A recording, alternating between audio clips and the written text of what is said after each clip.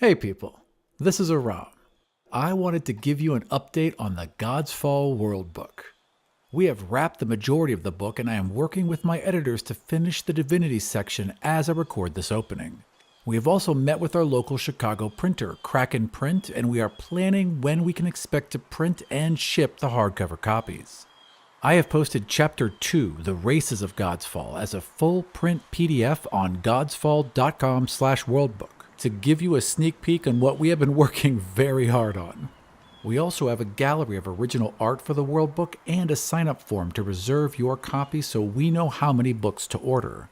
Once we hit 1,000 print copies, and we are getting surprisingly close to that number, we have to cut off this print run and get them shipped, so be sure to sign up today.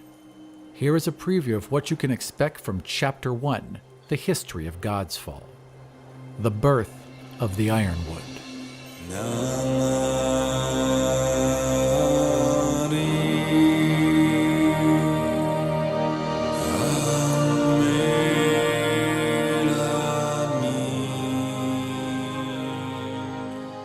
The most northern part of Brennus juts out far from the rest of the continent, swelling like a great whale before splitting at its tail to form a wide, low inlet. Nearly all of this land is dominated by the towering ironwood forest.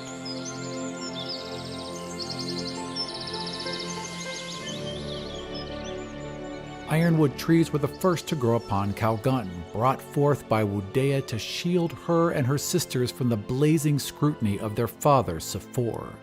Each time the god of plants would raise her forest, the god of the sun would scour the lands with punishing heat until fires reduced her trees to ash.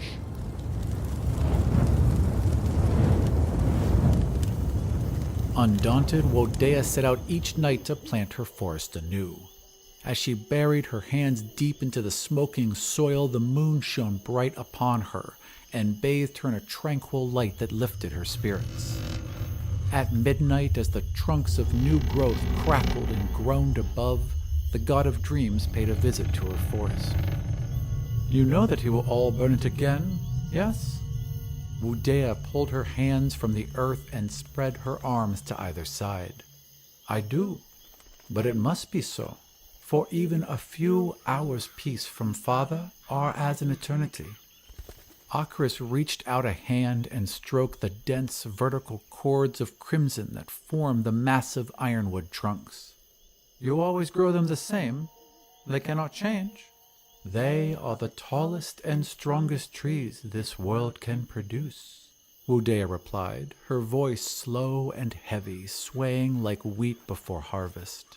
"These are as strong as can be made with mindful purpose," Akris countered, kneeling and gently placing his hands upon hers. He dug his toes into the freshly turned soil and smiled, beaming with all the wonder and radiance of his moonfather, Ayus. "Let us make them something else in your dreams." Wudea did not fully trust her cousin, but she was tired, so she let Akris lead her into sleep. The night was warm and the air light as the two gods danced upon the spine of the sea, and lay down by the mighty falls that rush life to the slopes of Ryland.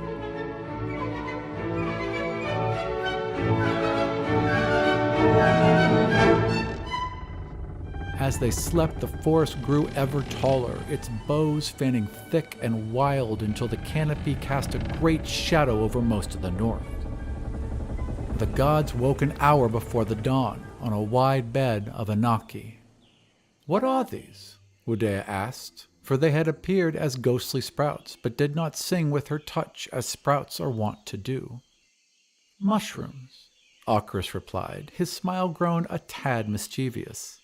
"A present from my father to help tidy your forest and grant food to those who will guard it."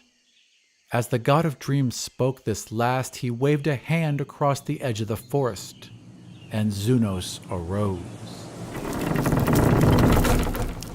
Though shaped as man, she was not of man. Her skin leaves, her muscle-woven vines, her hair thick tendrils of moss-covered branches, and her eyes deep holes filled with glowing star moths.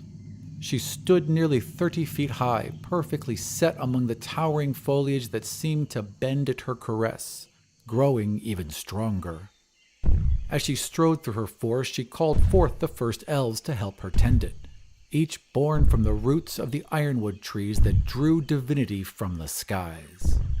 To the elves of the north, Zunos gave bows and taught them how to hunt.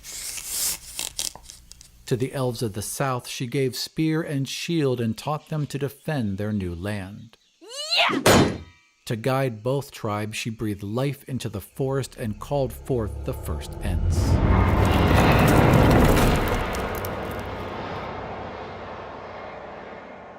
I cannot tell you all how proud and excited I am to share this world book with all of you. I think it is the best thing I have ever done, and I could not have done it without all of your help. So thank you for listening, thank you for supporting Godsfall, and don't forget to preserve your print copy at godsfall.com/worldbook before they are all gone. And with that out of the way, let's get on with the show. My name is Aram. Welcome back to Godsfall.